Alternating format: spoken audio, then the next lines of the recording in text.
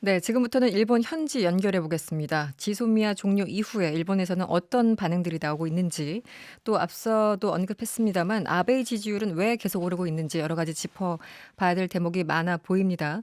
일본 게이센 여학원대 국제사회학과 이영채 교수 전화로 연결돼 있습니다. 여보세요? 네, 안녕하세요. 네, 교수님 안녕하세요. 지난 22일이었죠. 청와대가 지소미아 종로 결정을 내렸습니다. 그러자 일본 정부는 아베 총리가 직접 나서서 강한 유감을 표했는데, 지금 한 4일 정도 지났습니다. 현지 분위기가 어떻습니까? 네, 초기에는 뭐 일본이 전혀 예상하지 못한 상태였기 때문에 네, 첫날 반응은 아주 감정적이었던 것 같아요. 네, 저도 토론회에서 봤는데 한국이 좀 바보 같은 결정을 했다라든지, 음, 그리고 거의 전반적으로 아주 비판적이었는데, 다음날 정도부터는 조금 냉정하게 분석하자라는 여론들이 좀 있는 것 같고요. 네, 그리고 이제 한국에도 이익이 안 된다. 뭐 한미일 안보 협력을 약화시키고 있다라든지요. 그런데 전반적으로는 여론은 한국이 왜 이런 결정을 했는지 이해하지 못하겠다라는 여론들이 훨씬 많은데 음, 일본 같은 경우는 지금까지의 뭐랄까요 징용 재판 결과라든지 안보라는 이유로 경제 제재 리스트를 만든다든지 배제를 했다든지 이런 과정들을 거의 미디어들이 설명을 하고 있지 않기 때문에 네, 마치 한국이 갑작스럽게 공격을 한 어, 것처럼 미디어들은 뉘앙스를 만들고 있어요. 네, 그런데 이제 자민당 내에서 이시바 전 방위상 같은 경우라든지 네, 하토야마 전 수상 같은 경우는 음. 전반적으로 이것은 아베 수상이 한국의 역사 문제를 직시하지 않아서 생긴 근본적인 문제다라고 내부에서 자성의 목소리도 나오고 있는 것 같습니다. 네. 그럼에도 불구하고 어쨌든 전반적으로는 그 일본 언론이 제대로 설명하고 있지 않으니까 좀 뜬금없다 이런 반응을 일반 국민들은 보이고 있는 그런 상황이군요. 그렇죠. 일본이 8월 2일 날 한국을 안보적으로 신뢰할 수 없는 나라라고 이 한국을 화이트리스트에서 배제한 것이 네네. 이번의 원인임에도 불구하고 네. 이제 그런 부분은 일본은 경제 무역 관리 조치다라고만 일관되게 이야기를 하고 있기 때문에 음. 이 문제와 이번에 지소미아 폐기의 결정을 이게 연결을 하고 있지 못하고요. 네. 한국은 기간 종료라고 해서 네네. 아직 협상의 여운을 남겨놓고 있는 것도 있는데 일본이 처음부터 파기라는 말을 쓴다는 것은 음. 마치 한국이 좀 공격적이고 일본의 도발적이다라는 이미지를 만들고 있는 거죠. 그렇군요. 그리고 북한이 계속 도발을 하고 있습니다. 어제도 발사체를 발사했는데요. 평소와는 다르게 일본 정부가 한국 정부보다 26분 정도 먼저 발사 사실을 발표했습니다. 올해 들어서 북한이 한 8차례 정도 미사일을 발사했는데 이전과는 확실히 좀 다른 모습이거든요. 이 지소미아와 그 관계가 있을까요?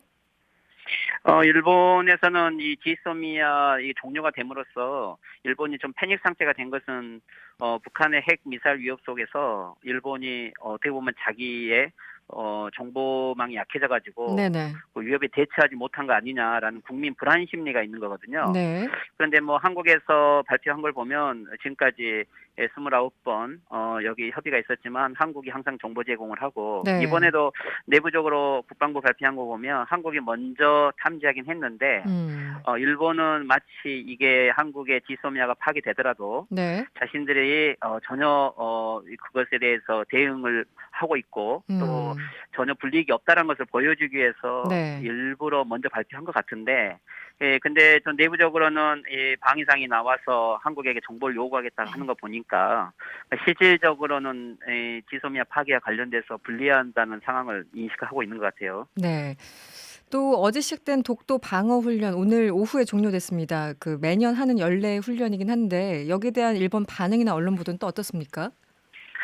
이것도 좀 크게 보도를 하고 있는 것 같아요. 특히 이번에 한국이 규모도 좀 확대하고 훈련 내용도 많이 좀 바뀐 것도 있는데 일본에서는 이게 징용공의 대법원 재판 그리고 또 한국이 지소미아 이 파기까지 그리고 이제는 영토 문제까지 즉 네. 정치 영역, 경제 영역 그리고 안보 영역까지 그리고 영토 문제까지 전방위적으로 한국이 공격을 해온다는 식의 반응이 음. 많은 것 같아요. 네. 그 전선이 참 여러 갈래로 쳐지고 있다라는 생각도 드는데 그 관련해서 일본의 한 의원이 이번 독도 관련 그 방어 훈련에 대해서 군사적 대응이 필요하다 이런 주장을 했습니다. 그 일본 일각에서는 독도를 국제사회 분쟁 지역으로 몰고 가는 게 본인들한테 유리하다 이런 여론이 있었잖아요. 지금도 같은 논리가 좀 먹히고 있는 그런 상황인가요? 예전에 일본의 야당 한 의원이 저기 그 북방 영토 러시아에 가가지고 네.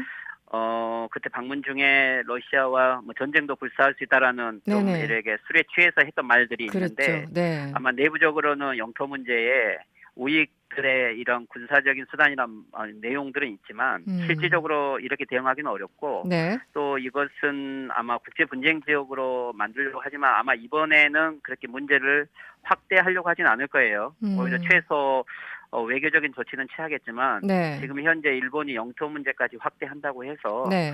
전혀 유리하지 않고 일본 음. 같은 경우는 지금 지소미아까지 포함해서 영토 문제까지 여러 사안들이 이렇게 얽히는 것들이 네. 오히려 더 불리하다고 생각하기 때문에 아마 최소 고유 영토이기 때문에 일본의 이 명분을 일단은 강조하는 선에 대응을 할 거라고 봐요. 네.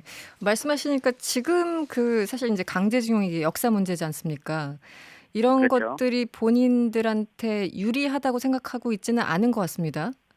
그렇기 네, 때문에 네네. 전반적으로 네. 그렇죠. 일본은 현재 지소미아 파기 같은 경우는 실질적으로 일본에게는 엄청 불리한 요소이고요. 네. 그리고 또 이 지금 경제 제재 조치가 됨으로써 음. 이것을 일본이 안보 협력으로 연결을 해서 부메랑을 맞는 현황인데 네네.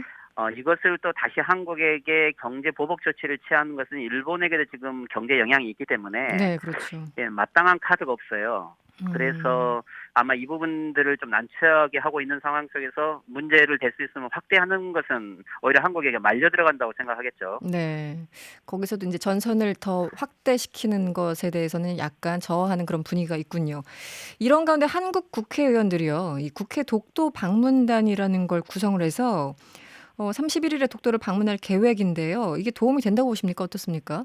아마 이 부분은 일본이 더 크게 반발할 것 같고요. 네네. 이 부분은 한국도 물론 뭐 자기의 영토를 국회의원들이 방문하는 것은 문제가 되지 않고 이것은 작년에도 있어 왔고 아마 매년 네. 국회 기간에 해왔던 것인데 음. 일본 같은 경우는 지금 이 문제 즉 일본이 아베 내각이 제2차 내각이 등장한 2012년이 네. 이명박 대통령의 독도 방문을 계기로 이것을 이용해서 정권을 잡은 네, 거거든요. 굉장히 격했죠. 그렇다면은 네네. 그렇죠. 일본 내에서는 이 독도 영토 문제가 또는 안보 문제하고는 다르게 일본 사회를 엄청 자극할 수 있기 때문에 음. 아마 이 지금 시기에 국회의원들의 방문은 일본 우익들은 이걸 이용을 해서 네. 아마 지지 기반 강화를 하는데 활용을 하려고 하기 때문에 음. 좀 이런 부분은 국내적인 이유와 국제적인 이유를 좀 함께 고려를 할 필요가 있을 것 같아요. 냉정하게 표현해서 지금은 지금 시기에서 전략적으로 그렇게 옳은 판단인 것만은 아니다 이렇게 보시는 거군요, 교수님은. 뭐 그렇죠. 오히려 이제 문제는 아베 내각에 대한 정책에 반대하는 것과 음. 일본 국민들 입장에서 봤을 때는 네. 이제 한국 미디어들이 일체 배경 설명을 하고 있지 않기 때문에 그렇죠. 지소미아 파기도 충격인데 국회의원들이 독도 방문과 이 동시 군사 훈련까지 한다는 것은 음. 일본 사회에서 일반 시민들이 미디어에서 정보를 제공받지 않는 상태에서 네. 한국의 도발적인 모습에 한국 자체에 대해서 이해하기를 아주 어려운 이런 상황으로 몰고 가겠죠. 그럴 수도 있다. 그래서 네. 한국 시민사회 자체도 영토 문제는 오히려 민감하기 때문에 네. 이런 부분에 대해서는 고려를 해야 아마 된다. 우리가 설명을 하면 모르겠지만 네. 일본 미디어는 절대 설명을 해주고 있지 않기 때문에 시민사회 우경화에는 아주 좀 큰 자극이 될 것 같아요. 일본 미디어가 참 문제군요. 이 일본 정부가 또 이 도쿄 올림픽 공식 사이트에 독도를 일본 땅인 것처럼 표시를 해서 우리 정부가 삭제해라 이렇게 요구를 했잖아요. 그런데 일본이 뭐 거부를 했습니다. 이 이유가 뭐였습니까? 명분? 일본은 독도를 이 고유 영토라고 이야기를 하고 있는 거죠. 고유 영토. 이것은 네네. 그렇죠. 대만에 있는 센카쿠 섬이나 북방섬도 고유 영토론이고 우리도 이제 물론 고유 영토라고 이야기를 하지만 올림픽 기간에는 국제사회에서 많은 사람들이 일본에 오고 또 주목도 받기 때문에 네. 오히려 한국이 여기에 문제 제기를 함으로써 이것을 분쟁 지역화 하려는 데 효과가 있다고 보는 거겠죠. 음. 아마 그런 부분에서는 오히려 더 직간접적으로 독도를 강조할 것 같아요. 네. 어제 이 발표된 내용을 보니까요. 아베 내각 지지율이 계속 오르는 것 같습니다. 한 달 전보다 5%포인트 오른 58%로 기록했는데 지난 2017년 5월 이후에 가장 높은 수치라고 합니다. 아베는 왜 이렇게 계속 인기가 많은 걸까요? 아마 이것은 요미우리 조사인데 요미우리, 네. 지금까지 NHK에서는 50%를 넘은 적은 거의 없어요. 네, 네. 그런데 이것의 효과는 지난번 참여 선거 이후에 조금 지지율이 떨어졌었는데 네. 한국에 대한 8월 2일 경제 제재 조치 실시와 화이트리스트 배제와 네. 그리고 이번에 지소미아 이 영향도 있는 것 같은데 이것은 예를 들면 일본은 지금 패닉 상태이고 외부적으로 한국과 대립을 함으로써 오히려 안전보장의 위협을 느끼잖아요. 네네. 그러면은 오히려 지금 안정적인 게 자민당이고 네. 오히려 외교의 이 아베라고 불렸기 때문에 오히려 아베 정권에게 지지를 오히려 더 하는 것이 국민들의 심리인데 네. 근데 이게 꼭 지속적인 지지라고 보기는 어렵고요. 네. 오늘 어제 나온 결과에서 사이타마 현 도지사 선거를 했는데 현 지사 선거에서 네. 이 야당이 단일화를 해서 이 아베 자민당 정권이 민 후보가 연립 후보가 패배를 했거든요. 아, 네네. 즉 이것은 지금 자민당 내에서는 큰 충격인데 즉 외부적으로 아베 내각을 지지하더라도 네네. 국내적으로 이게 선거에 큰 영향은 주고 있지 못하는 거죠. 네. 지금은 아마 이 지지율은 좀 저는 일시적이라고 보고 있는데 네. 어떻게 보면 대회에서 도발이 있으면 국내적으로는 집권 여당을 지지하는 이런 성향이라고 봐야 되겠죠. 네. 아베 총리가 지금 그 여러 가지 일을 하고 있습니다. 그 트럼프 대통령 만나서 농산물도 수입 확대하겠다 여러 가지 약속도 해주고 계속 그런 상황인데 앞으로도 입지가 계속 탄탄할 것 같으신가요? 아니면 뭔가 복병들이 좀 산재해 있다 보십니까? 왜 예전에 국내적으로 연금 문제였습니까? 어떤 것 때문에 굉장히 좀 타격을 받아서 그 시선을 밖으로 옮기기 위해서 또 한국을 찾았다 이런 얘기도 있었거든요. 어떻게 보십니까? 지금 네. 아마 지금 한국 때리기를 더 강화하고 오히려 일본 우익들은 지소미아 파기를 오히려 이용하고 있는 것들은 아베 내각의 지지 기반이나 정책들이 네. 약하고 실패하고 있기 때문인데 네. 지금 가장 중요한 이슈는 10월에 네.